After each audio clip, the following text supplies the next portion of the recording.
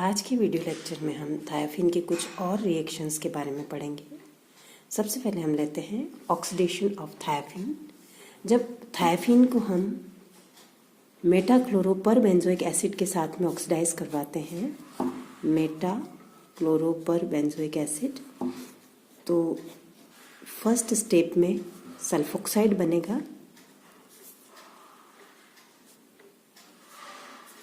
और ये ऑक्सीडाइज होके सल्फोन देगा।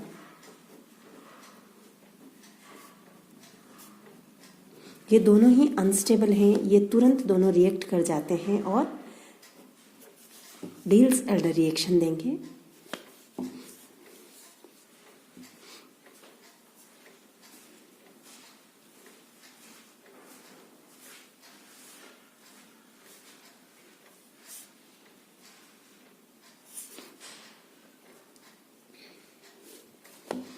डील्स-एल्डर एडक्ट बनेगा इसके अंदर।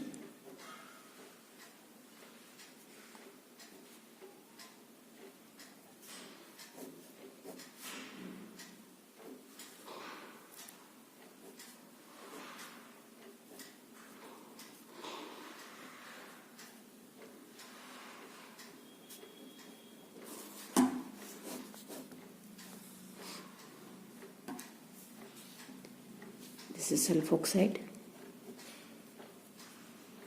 and this is sulfone. Meta-chloroperbenzoic acid, इसका स्ट्रक्चर इस तरह से होगा।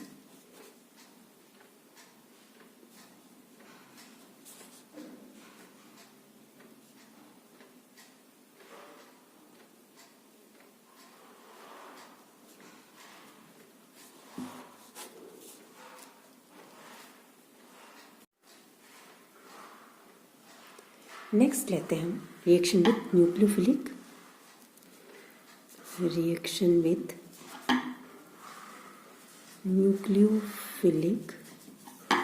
रिएजेंट।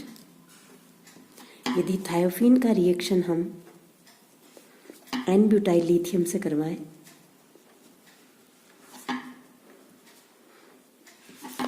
टू पोजीशन पर, अल्फा पोजीशन पर लिथियम आ जाएगा इसमें।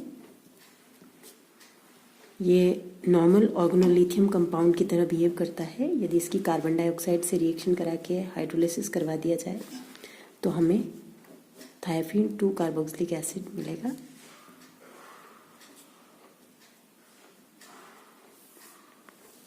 नेक्स्ट लेते हैं हम रिडक्शन।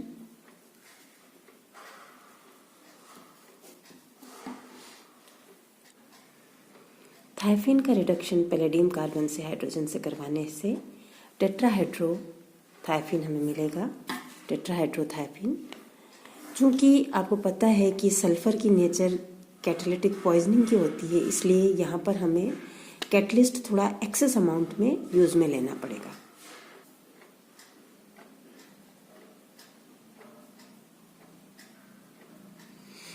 थायोफिन का रिडक्शन यदि लिथियम अमोनिया के साथ में करवाया जाता है, या सोडियम अमोनिया भी ले सकते हैं हम काम में, मिथेनॉल की प्रेजेंस में हमें 2,3-डाइहाइड्रोथायोफिन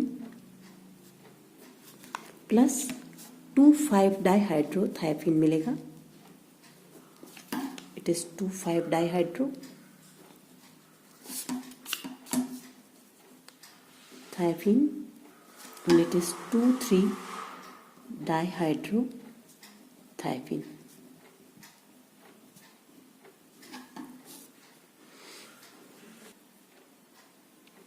यदि थायोफिन का रिडक्शन हम रेने निकल के साथ में करवाते हैं, थायोफिन रेने निकल,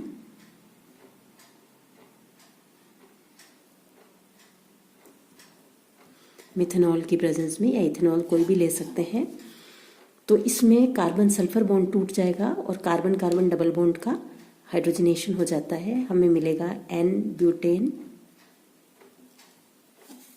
प्लस निकल सल्फाइड बन जाएगा, डीसल्फ्यूराइजेशन हो जाएगा इसमें, डीसल्फ्यूराइजेशन। नेक्स्ट लेते हैं हम रिएक्शन विथ फ्री रेडिकल्स।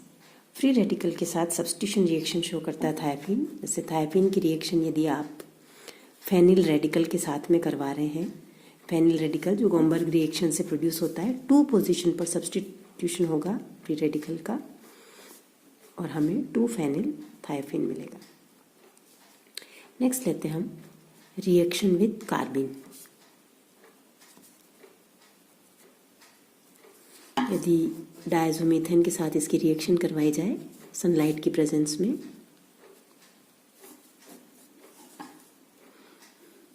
तो इससे मेथिलीन कार्बिन प्रोड्यूस होगा। मेथिलीन कार्बिन आपके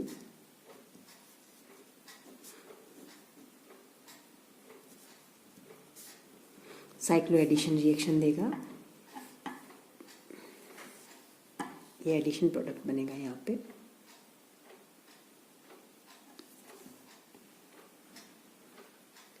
नेक्स्ट लेते हैं हम cyclo addition reaction of thiophene. हमने शुरू में पढ़ा था कि जो थायोफीन है इसका एरोमेटिक कैरेक्टर सबसे ज़्यादा है, जो तीनों अपन ने 5 मेंबर्ड एरोमेटिक हेट्रोसाइकिल्स पढ़े हैं उसमें, और इसलिए इसमें लीस्ट डाइन कैरेक्टर ये शो करता है। नॉर्मल कंडीशन में ये साइक्लो एडिशन रिएक्शन नहीं देता है, लेकिन अगर इसको इंड्यूस किया जाए किसी तरीके से तो ये साइक्लो एडिशन रिएक्शन दे सकता है। इंड्यूस किस तरह से कर सकते हैं हम, जैसे या तो हाईली रिएक्टिव डायनोफाइल के साथ इसे रिएक्ट करवाया जाए, या फिर हाई प्रेशर टेम्परेचर पर रिएक्शन करवाई जाए, या आप इसका सब्स्टिट्यूएंट बढ़ा के और इसकी रिएक्टिविटी को इंक्रीज कर सकते हैं सब्स्टिट्यूएंट से, और हम थायोफीन का साइक्लो एडिशन रिएक्शन करवा सकते हैं। जैसे यहाँ पर हमने थायोफीन लिया और इसकी रिएक्शन हम मैलिक एनहाइड्राइड के साथ करवा रहे हैं। हाई प्रेशर पर रिएक्शन करवा रहे हैं हम। यहाँ पे टेम्परेचर भी 100 डिग्री सेंटीग्रेड है।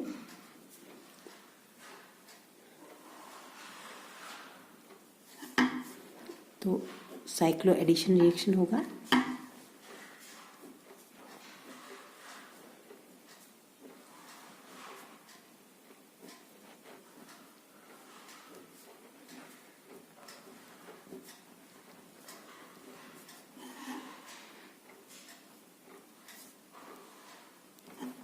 ये बन जाएगा साइक्लो एडिशन प्रोडक्ट। यहाँ पर हाइड्रोजन है। ठीक इसी तरह से हम एक और डाइनोफाइल के साथ में रिएक्शन करवा सकते हैं।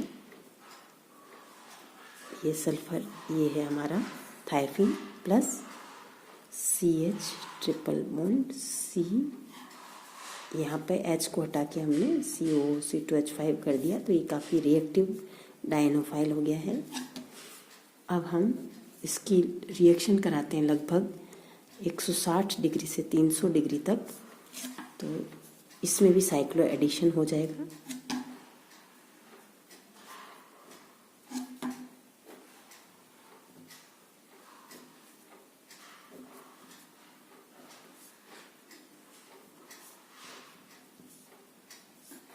साइक्लो एडिशन प्रोडक्ट हो जाएगा, बन जाएगा यहाँ पर।